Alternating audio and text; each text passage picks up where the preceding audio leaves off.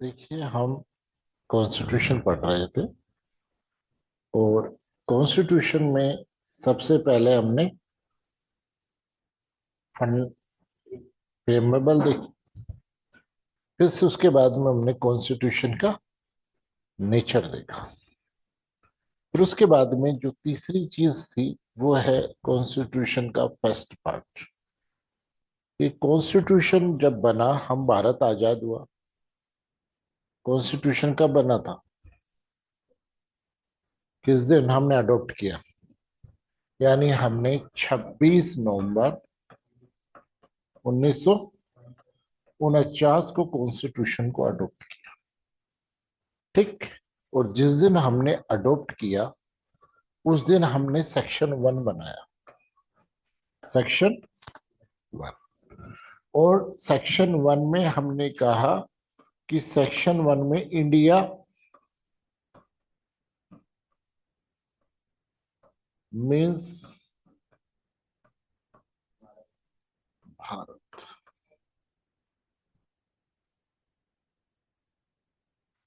India means Bharat is union of states. यानी भारत क्या है? यूनियन ऑफ स्टेट्स है, यानी राज्यों का संघ। इसी के एडजॉइनिंग में, यानी सेक्शन ए आर्टिकल 1 के एडजॉइनिंग में हमने क्या बनाया? Schedule first.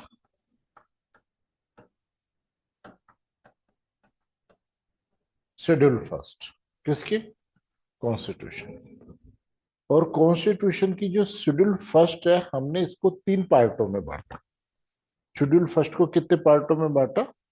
3 पार्ट। यानी मैन तो 4 पार्टों में बांटा था, लेकिन बाद में इसको कितने? 3 पार्ट हो गए। 3 पार्ट में आ गए। सबसे पहले स्टेट, पहले आ गए स्टेट्स। दूसरा आ गया union territory.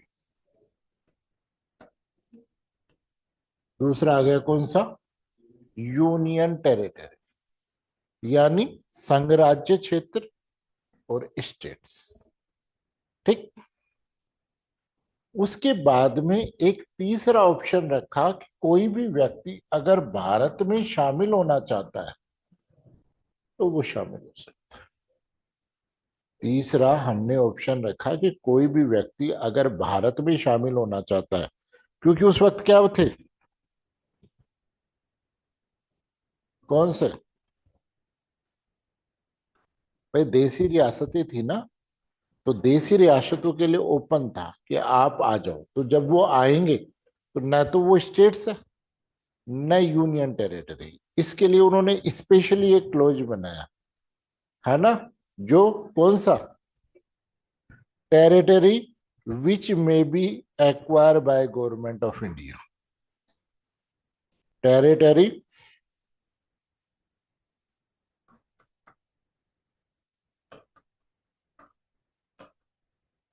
Territories which may be acquired by union of India या गवर्नमेंट ऑफ इंडिया।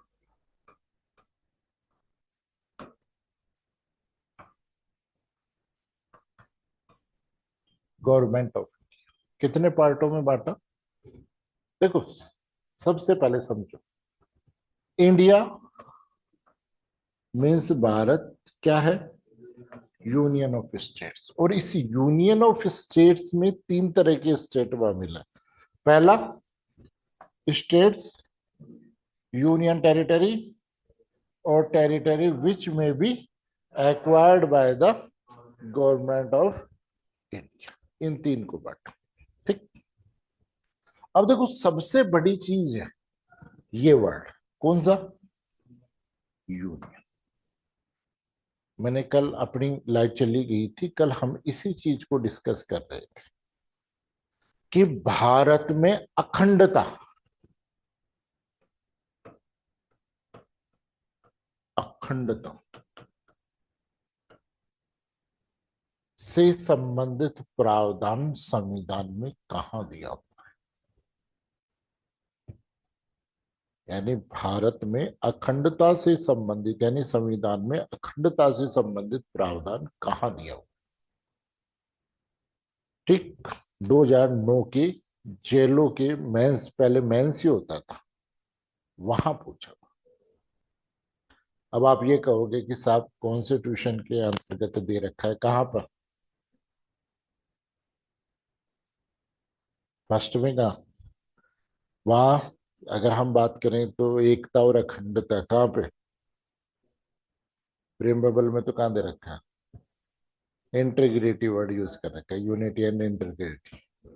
एकता और अखंडता है आर्टिकल 19 फर्स्ट क, पर जो रेस्ट्रिक्शंस है ना, उनमें एक वर्ड यूज रखा है, भारत की संप्रभुता और अखंडता, सॉवरेंटी और यूनिटी, है ना? कहां पर? 19 में दे रखा है। लेकिन ओरिजिनलिटी में भारत की अखंडता का मतलब क्या है समझना। जिस दिन अमेरिका आजाद हुआ कितने राज्य थे? 10 स्टेट्स थी, और इन्होंने मिलकर के क्या बनाया? यूएसए। और ये कैसा था? फेडरल। फेडरल का मतलब होता है कि इस स्टेटों ने कॉन्ट्रैक्ट करके यूएसए बनाया, लेकिन साथ में ये था कि अगर हमारी यूएसए से नहीं बनी तो हम अलग हो जाएंगे। लेकिन यूनियन का मतलब है कि कोई व्यक्ति एक बार भारत में एंट्री कर गया,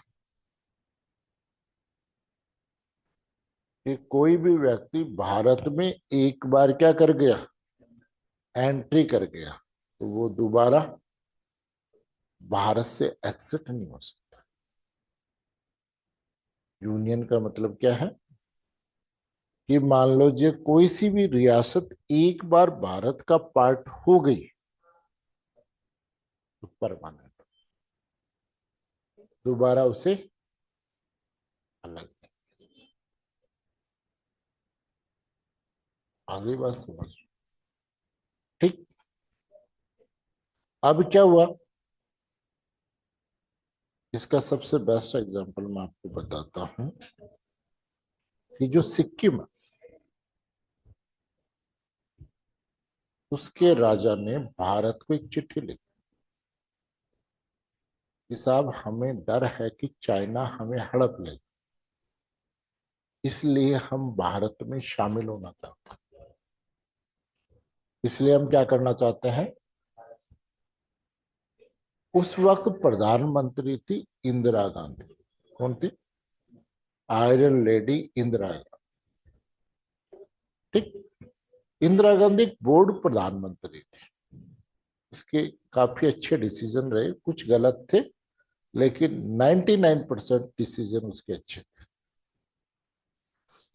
इंदिरा गांधी,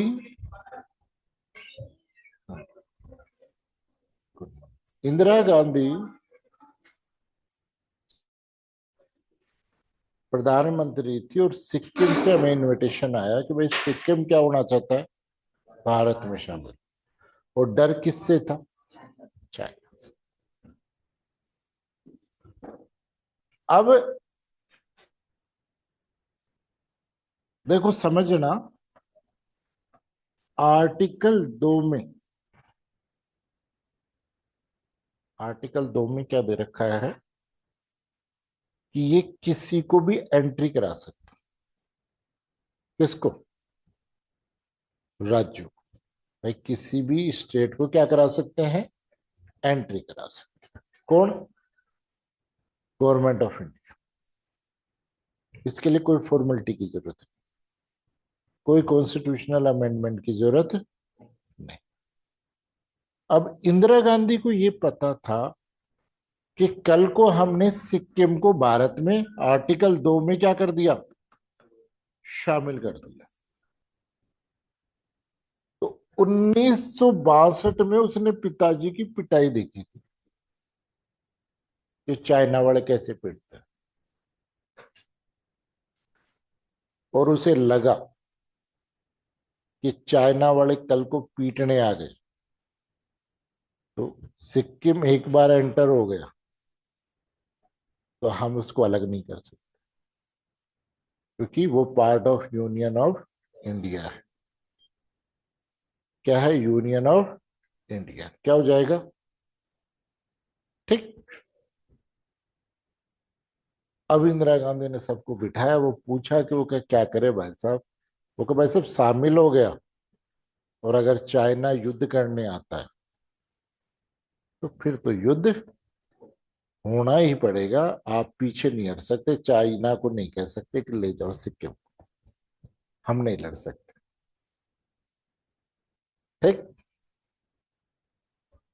इसलिए इन्होंने 35th कॉन्स्टिट्यूशनल अमेंडमेंट, सिक्किम की एंट्री कैसे हुई है? आर्टिकल 2 में नहीं, कैसे हुई? Constitutional amendment. और 31st कॉन्स्टिट्यूशनल से इसे बनाया सब स्टेट। क्या बनाया? सब स्टेट। ठीक। और सब स्टेट बनाने के बाद में है, अब सब स्टेट का मतलब ये हो गया कि ये भारत का पार्ट नहीं हुआ, बल्कि भारत का सबऑर्डिनेट अधीनस्थ हो गया। ठीक। अब 1 साल तक सिक्किम भारत का सब स्टेट रहा, और 1 साल तक कोई पीटने आए, यानी चाइना ने कोई ऑब्जेक्शन की नहीं। तो जैसे अभी होते हैं ना कि हम पहले बार कोई काम करते हैं तो डर लगता है, फिर 1-2 बार हो जाए तो देखे जाएगी, फिर क्या होगा? देखी जाएगी, है ना। इसलिए फिर कोई पीटने नहीं आया, तब सब स्टेट से इसे क्या बनाया? स्टेट का दर्जा दिया। किसको? तो भारत में संविधान में अखंडता से संबंधित प्रावधान कहाँ है? इस यूनियन वर्ड, कि भारत क्या है? यूनियन ऑफ स्टेट्स, यानी राज्यों का। और कई बार पूछ लेते हैं कि कॉन्स्टिट्यूशन में क्या वर्ड यूज किया गया है? एक इंडिया और एक भारत। और हमारा ओरिजिनल नाम क्या है? कि हम भारत।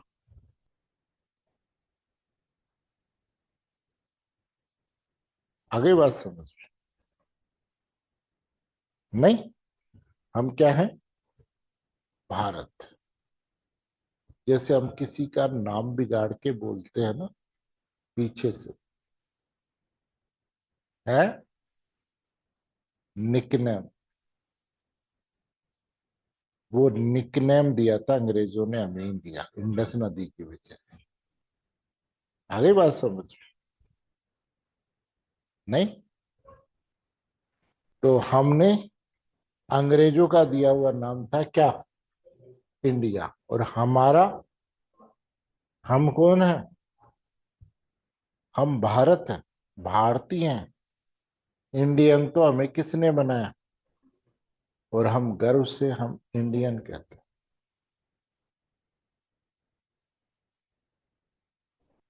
नहीं, जैसे गांव में नाम बिगाड़ नहीं देते, वैसे नाम बिगड़ा हुआ था, और उस बिगड़े हुए नाम को हम बड़े गर्व से यूज करते हैं। क्या? इंडिया। और हम हैं क्या? इंडिया का हमारे क्या लेना देना, हम भारत है। नहीं। तो हम क्या थे? भारत में रहते थे और अंग्रेज हमें क्या बना गए, इंडियन बना। और अब हम भारत को तो भूल गए, सारे काम इंडिया के अनुसार। मजा आ रहा है, आगे बात समझ में कि हम क्या कर रहे हैं, सारे काम भूल गए और एक ही काम याद है, कौन सा, वी आर इंडिया। जबकि वी आर भारतीय हैं। और एक चीज और बताऊं, जितने भी देश हैं, ठीक है, उनकी प्रोनाउन क्या है,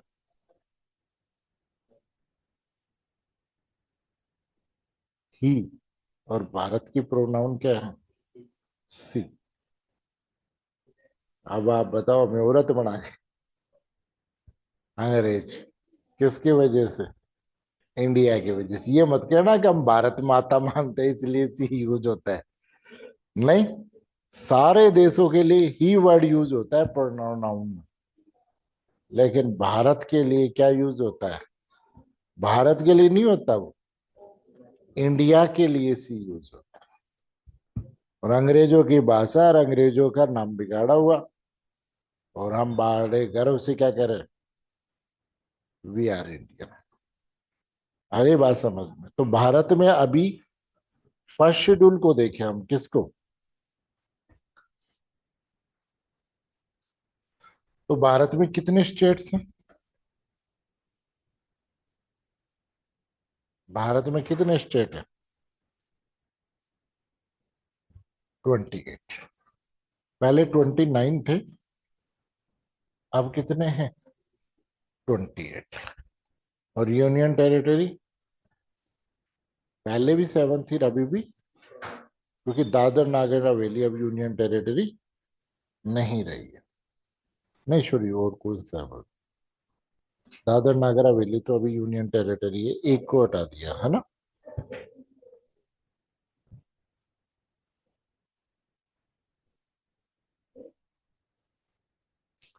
और टोटल 7 क्या है, यूनियन टेरिटरी है।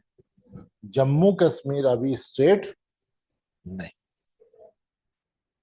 तो आर्टिकल फर्स्ट समझ में आ गया। आर्टिकल फर्स्ट में क्या है कि भारत अर्थात इंडिया, आगे बात समझ, इंडिया अर्थात भारत नहीं। हमें तो ये यूज करना है, हम अंग्रेजों का क्यों करें, कि भारत अर्थात इंडिया क्या है, यूनियन ऑफ स्टेट्स। और इसी में भारत की अखंडता छिपी, आर्टिकल फर्स्ट में। और इसके एन फोर्स में हमने क्या बना रखा है, 3 शेड्यूल बना रखे हैं। फर्स्ट शेड्यूल में स्टेट है, दूसरे में यूनियन टेरिटरी है, फिर टेरिटरीज विच में भी acquired by government of India, जिसकी संख्या कितनी है अभी, 0। लेकिन ये हटा नहीं सकते, ओपन है कि कल को किसी का भी मन करे, वेलकम, आओ। कल को मान लो पाकिस्तान का ही मन करे कि यार बहुत दुखी हो गए, हम तो वापस चलते हैं, तो हम मना थोड़ी कर रहे हैं, हो जाओ भारत में शामिल। नहीं, कि कल को अगर पाकिस्तान का मन भी करे कि नहीं भाई हम तो जाएंगे, तो ठीक है, हो जाओ शामिल, हो जाओ, क्या दिक्कत है। आगे बात समझ। फिर उसके बाद में आता है आर्टिकल, फिर उसके बाद में नेक्स्ट कहता है आर्टिकल, आर्टिकल 2 में जब भारत आजाद हुआ, तो स्वतंत्रता जो अधिनियम था, उसमें 3 प्रकार के स्टेट माने गए, कौन कौन से, पहला इंडिया का, दूसरा पाकिस्तान, और तीसरा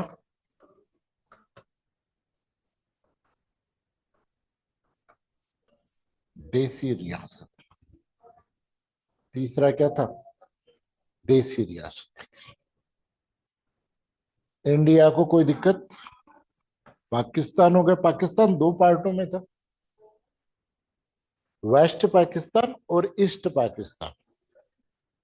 वेस्ट पाकिस्तान अब क्या हो गया, बांग्लादेश हो गया, यानी नया देश बना दिया 1971 के युद्ध से, जिसमें भारत का बड़ा योगदान, जिसमें भारत का बड़ा, समझ गए। और बाकी रही देसी रियासत, नहीं, इसमें जो छोटी छोटी रियासतें थी उन्हें जोड़ करके क्या बनाया गया, आगे बात समझ। ये तीन हमारे क्या हो गए, अब इनको एंट्री करानी है, तो अंग्रेजों ने देसी रियासतों को ओपनली छोड़ दिया कि भाई आप चाहो तो भारत में शामिल हो जाओ, और आप चाहो तो पाकिस्तान में शामिल हो जाओ, और आप अपना स्वतंत्र अस्तित्व रख सकते हो तो स्वतंत्र रख लो। नहीं, बाकी इन सब रियासतों को जोड़ने का काम किसने किया, किसने, सरदार वल्लभ भाई पटेल। आज भारत का जो नक्शा बना हुआ है, उन्होंने दो ही नीति बना रखी थी, या तो पैसा या गोली, जो आपको मंजूर हो वो आप ले लीजिए।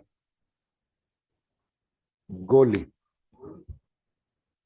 दो ऑप्शन है आपके पास कि आप या तो गोली लो या पैसा लो। फिर इन्होंने कहा कि देसी रियासतों वालों ने कहा कि साहब हम तो राजा है, और रियासतों से हमारे को क्या मिलता है, पैसा मिलता है, हम कोई काम करने थोड़ी जाएंगे, तो भाई कल को आप हमारी रियासतें भी ले जाए फिर हमें कहे कि चलो नौकरी करो, ये तो गलत बात है। तो इसलिए एक प्रीवी पर्स का प्रोविजन किया था। क्या प्रोविजन किया था, इनको जब अटैच कर रहे थे तब एक वर्ड यूज किया था, प्रीवी, प्रीवी पर्स, यानी आपको एक राशि दी जाए, एक अमाउंट शैम दिया जाएगा, जिससे आपका खर्चा चल। इंदिरा गांधी प्रधानमंत्री थी, उसने देखा कि बहुत सारा रेवेन्यू का पैसा किस में जा रहा है,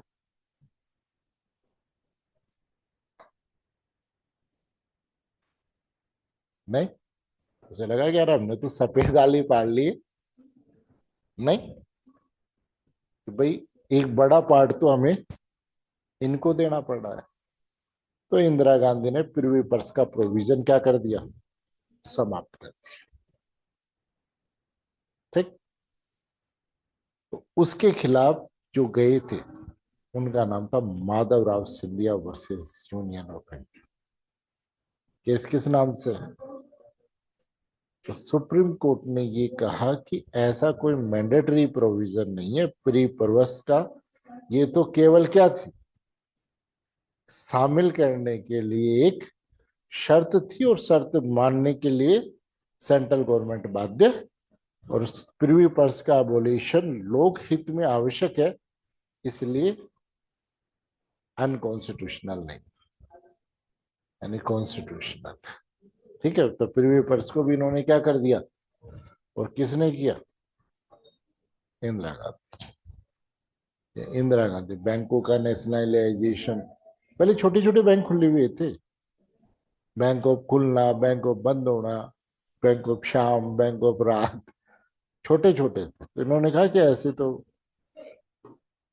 नेशनलाइजेशन भी किसने किया था, इंदिरा गांधी। इंदिरा गांधी की नीतियां अच्छी थी, यहां तक कि इमरजेंसी भी एक पक्ष को देखे तो ठीक थी, लेकिन उसमें कुछ अति ज्यादा हो गई थी। जैसे संजय गांधी को जो मन किया वो सारे काम कर रहा था, यहाँ तक कि जो मिले उसकी नसबंदी करवा दी कि जनसंख्या कैसे रोकोगे, नसबंदी कर तो वो था। फिर सेक्शन 2 में क्या है, ये जो नए स्टेट्स हैं कौन से, ये गवर्नमेंट इंडिया कौन से सेक्शन में एडमिट कर रही है, सेक्शन, आर्टिकल 2। एक बात बताओ, सेक्शन और आर्टिकल में क्या फर्क होता है,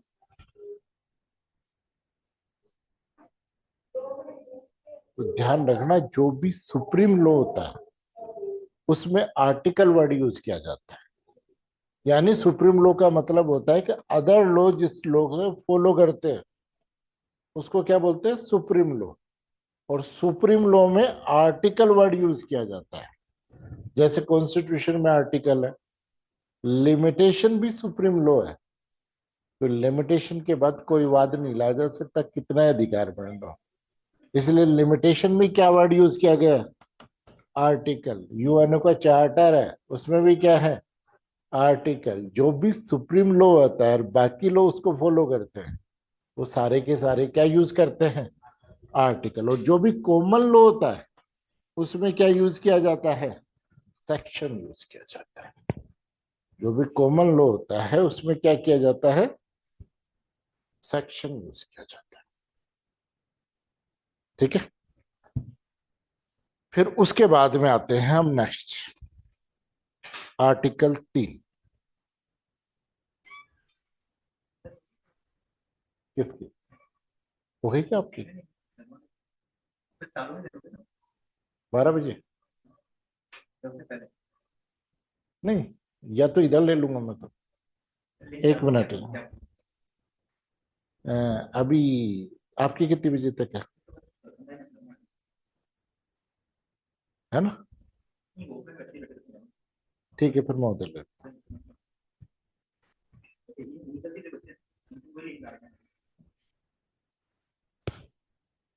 ठीक है, तो कहाँ थे हम, सॉरी, है ना, आर्टिकल में प्रोविजन किया गया है किसका, एडमिशन एंटर ऑफ देसी रियासतें एंड अदर टेरिटरीज। और ये पावर किसको दिया हुआ है, संसद को दिया हुआ है। यानी गवर्नमेंट ऑफ इंडिया में संसद क्या कर सकती है, इनको शामिल कर सकती है। फिर उसके बाद में आता है सेक्शन 3, आर्टिकल 3 सॉरी। उसके बाद आता है आर्टिकल 3। ये कॉन्स्टिट्यूशन का बहुत महत्वपूर्ण पार्ट।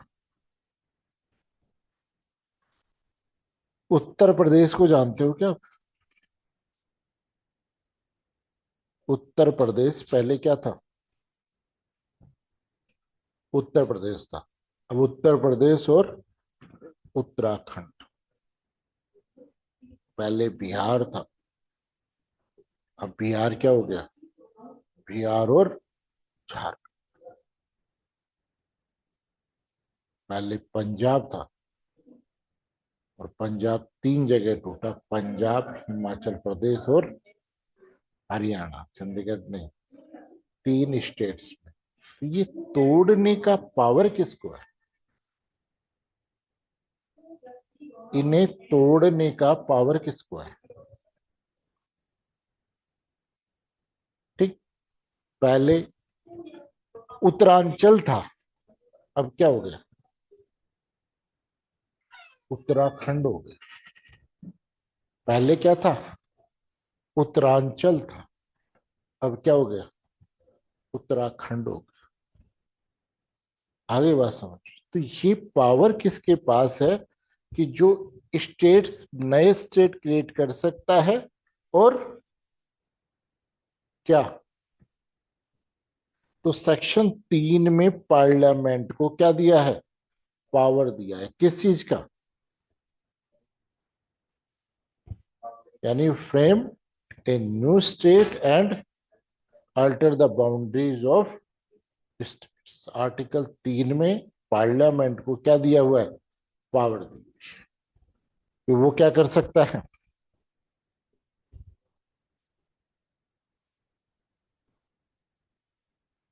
तो आर्टिकल 3 सॉरी,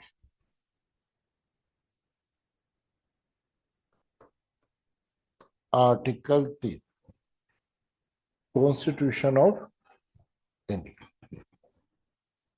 में क्या दे रखा है कि पार्लियामेंट क्या कर सकती है, मे बी अल्टर्ड, नहीं, may be frame sorry, may be framed a new state और alters the boundary of the state. कैसे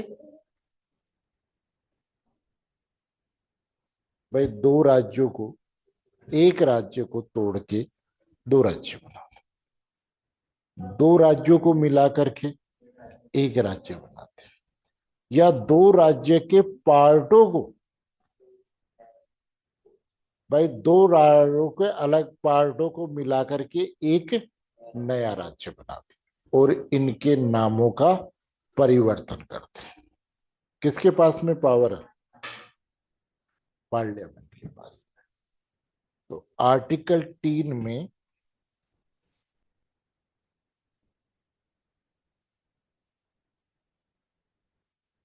ये जो फॉर्मेशन होता है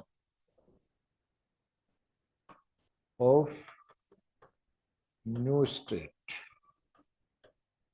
कैसे होगा?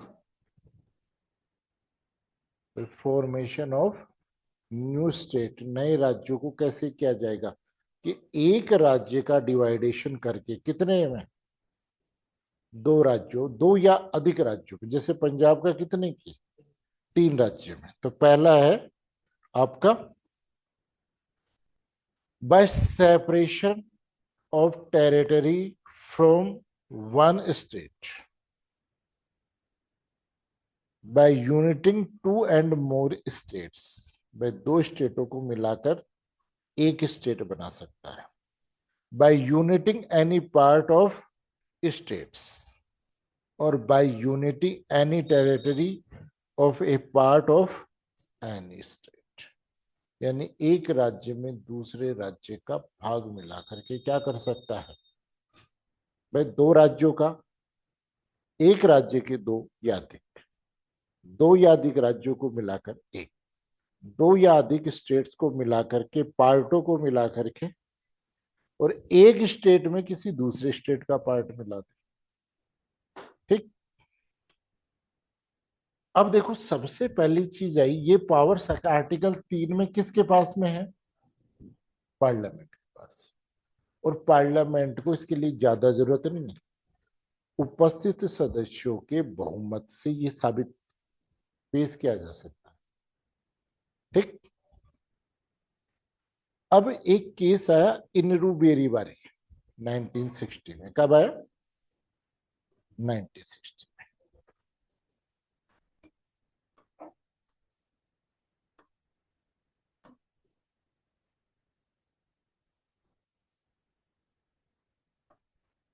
नाइनटीन 1960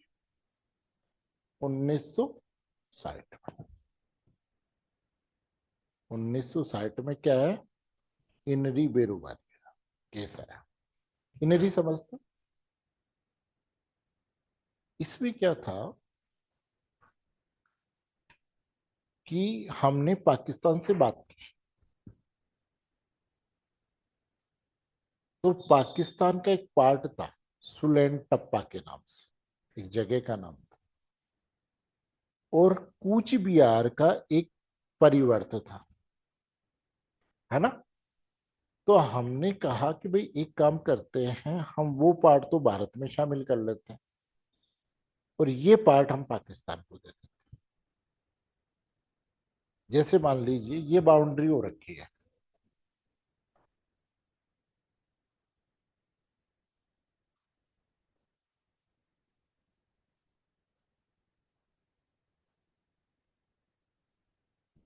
अगर ये पार्ट हम ले ले तो हमारी बाउंड्री सीधी हो जाए कि नहीं हो जाए? और ये पार्ट वापस दे दे तो उसकी बाउंड्री सीधी हो जाए। ठीक। तो इसलिए राष्ट्रपति ने ये केस रेफरेंस में सुप्रीम कोर्ट को राय के लिए भेजा। समझते कि राष्ट्रपति किसी भी मामले में सुप्रीम कोर्ट से क्या कर सकता है? राय ले सकता है। सुप्रीम कोर्ट का जब भी मन हो वो क्या कर सकता है? राय ले सकता है। ठीक। अब इसने ये कहा कि भाई क्या हम आर्टिकल 3 में एक्सचेंज कर सकते हैं क्या जमीन का? और आर्टिकल 3 में क्या दे रखा है? कि जो एट प्रेजेंट में स्टेट है, टेरिटरी है, उसमें हम क्या कर सकते हैं, लेने देने का काम आर्टिकल 3 में नहीं हो सकता। सुप्रीम कोर्ट ने ये कहा कि भाई आप लेने देने का, एक्सचेंज का कोई काम कर रहे हो तो कैसे करोगे, कैसे करोगे, अमेंड, कैसे करोगे, अमेंडमेंट कर। आ गई बात समझ कि हम क्या करेंगे, अमेंडमेंट करके कर सकते हैं। ठीक है भाई। लेकिन अब सुप्रीम कोर्ट ने ये बात तो कह दी कि भाई आप संविधान संशोधन करके एक्सचेंज कर सकते हो, आर्टिकल 3 में एक्सचेंज का प्रोविजन नहीं। आर्टिकल 3 में तो जो हमारे पास है उसी को हम काट छाट कर सकते, लेने देने का काम हमारे पास में नहीं। फिर इन्होंने एक बात और किसमें, इंदुबेरी वाले केस में, भाई एक बात बताओ, जैसे मान लीजिए संसद का मन करे कि हम राजस्थान के क्या करें, टुकड़े करें। संसद का मन क्या कर रहा है कि हम राजस्थान के टुकड़े करें। आगे बात समझ। और आर्टिकल 3 में राजस्थान से पूछने की जरूरत है क्या, भाई राजस्थान से पूछने की जरूरत है क्या। तो फिर इन्होंने एक प्रोविजन किया कि भाई किसी भी राज्य से अगर आप पूछ रहे हो, टुकड़े कर रहे हो, तो कम से कम उससे एडवाइस तो करो। नहीं, कम से कम उसे एडवाइस तो करोगे कि नहीं करोगे, सलाह तो लोगे कि नहीं लोगे। तो इसलिए ये कहा कि जब आप टुकड़े कर रहे हो ना, तो अपना जो प्रस्ताव है राष्ट्रपति को भेज रहे हो, तो प्रेसिडेंट ऑफ इंडिया यानी राष्ट्रपति किसे भेजेगा, उस स्टेट की लेजिस्लेशन को राय के लिए भेजेगा। ठीक। अब जैसे राजस्थान की लेजिस्लेशन को आएगा तो किसको, राजस्थान के टुकड़े करने हैं तो किसको भेजेगा, राजस्थान की लेजिस्लेशन को भेजेगा। और एक पीरियड देगा कि भाई 14 दिन में, महीने भर में, 2 महीने में आप उसको अपनी सलाह को दो। अब ये प्रस्ताव कहाँ रखा जाएगा, स्टेट की लेजिस्लेशन। और स्टेट लेजिस्लेशन जो सलाह दे वो राष्ट्रपति किसे देगा, पार्लियामेंट के समक्ष रखे। और पार्लियामेंट माने तो माने, और मान लो इन्होंने कोई राय नहीं दी और राष्ट्रपति ने 2 माह का समय दिया था, तो 2 माह बाद में अब राय लेने की जरूरत नहीं है। पार्लियामेंट क्या कर सकता है, नए राज्य को बना भी सकता है और तोड़ भी सकता है। अब लेकिन सुप्रीम कोर्ट ने इस मामले में स्ट्रिक्टली ये कहा क्या, कि अब से पहले तो जो कर दिया जो कर दिया, लेकिन आगे फ्यूचर में जो भी फॉर्मेशन ऑफ स्टेट होगा या फिर अल्टरनेशन ऑफ बाउंड्रीज होगा, उससे पहले उस राज्य के स्टेट लेजिस्लेशन में एडवाइस लेना मैंडेटरी। मानो मत मानो, दे नहीं दे, लेकिन ये प्रक्रिया फॉलो करना। क्योंकि कई बार क्या होता है कि सेंट्रल अपनी नजर से देख रहा है, स्टेट, जैसे अभी हुआ कर्नाटका और तेलंगाना, हुआ कि नहीं हुआ। तो वहां की उसने सलाह दी कि भाई तेलंगाना और कर्नाटका में इस प्रकार का विरोध है, अगर इस क्षेत्र को अलग कर दिया जाए, इसको अलग कर दिया जाए, तो वो राय माने या नहीं माने, लेकिन एक बार पूछो तो सही यार, भाई आप जिस आदमी के घर के टुकड़े कर रहे हो, कम से कम राय तो ले लो कि भाई साहब टुकड़े कर रहे हैं, ये टुकड़े सही हैं या आप कुछ और कहना चाहोगे। तो सेक्शन 6(3) में क्या है, नए स्टेट का फॉर्मेशन। और अगर हमें एक्सचेंज करना है तो किसी भी स्टेट को एक्सचेंज करना है तो है अमेंडमेंट करना क्या है जरूरी है। समझ गए। फिर आर्टिकल 4। भाई एक बात बताओ, जैसे मान लीजिए कर्नाटका के दो टुकड़े हुए, पहला कौन सा था?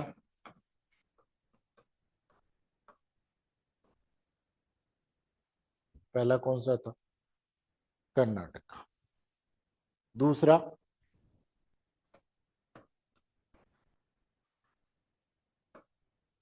संविधान में ये बात कहाँ लिखी जाएगी? कहाँ लिखी जाएगी? और में थोड़ी लिखी जाएगी। लिखी कहाँ जाएगी? फर्स्ट शेड्यूल में लिखी जाएगी कि नहीं लिखी जाएगी?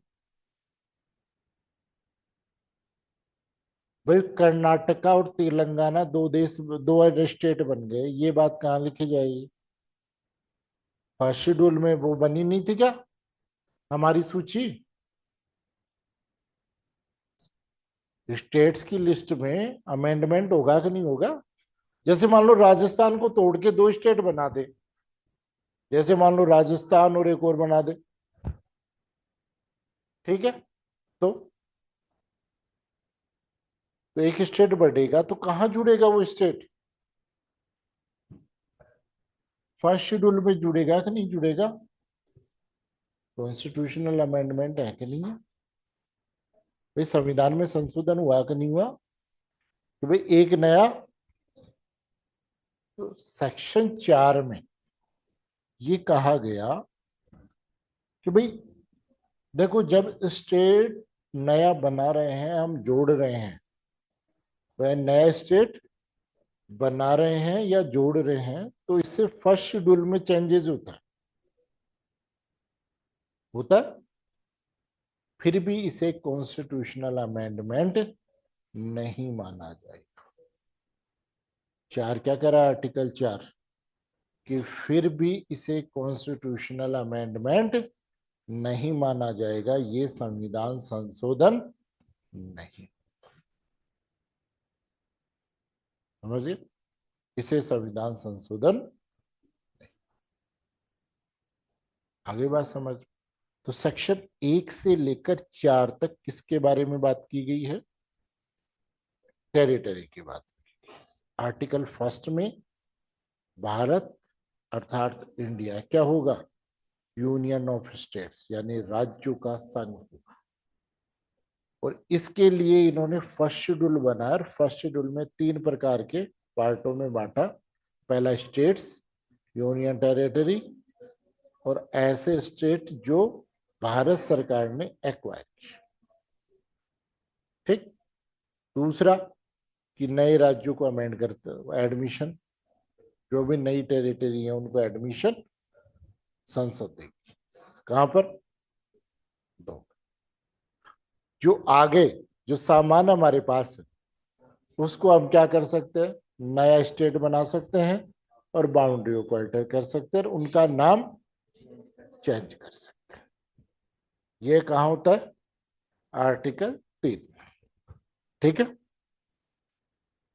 अब सुप्रीम कोर्ट ने क्या कहा है संसद से?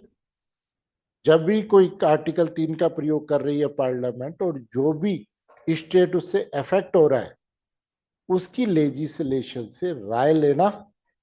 और ये राय कौन लेगा? राष्ट्रपति। राय के लिए कौन भेजेगा? राष्ट्रपति। और राय को मानने के लिए संसद बाध्य, और राय नहीं दे तो जो राष्ट्रपति ने पीरियड दिया है उसके बाद में संसद क्या कर सकती है? अल्टर कर सकती है। ठीक है, अल्टर हो रहा है, अमेंड हो रहा है, बाउंड्रीज चेंज हो रहे हैं, तो शेड्यूल फर्स्ट में चेंजेस होंगे कि नहीं होंगे? कॉन्स्टिट्यूशन में संशोधन होगा कि नहीं होगा? बस सर 2 मिनट, नहीं नहीं आ ही रहा हूँ मैं सर, 2 मिनट में आगे बात समझ में। और कॉन्स्टिट्यूशनल अमेंडमेंट, और 4 क्या कह रहा है? इसे कॉन्स्टिट्यूशनल अमेंडमेंट ठीक है, बाकी फिर मैं दूसरा लिंक भेज रहा हूं, आप उस लिंक पे आ जाइए, है ना।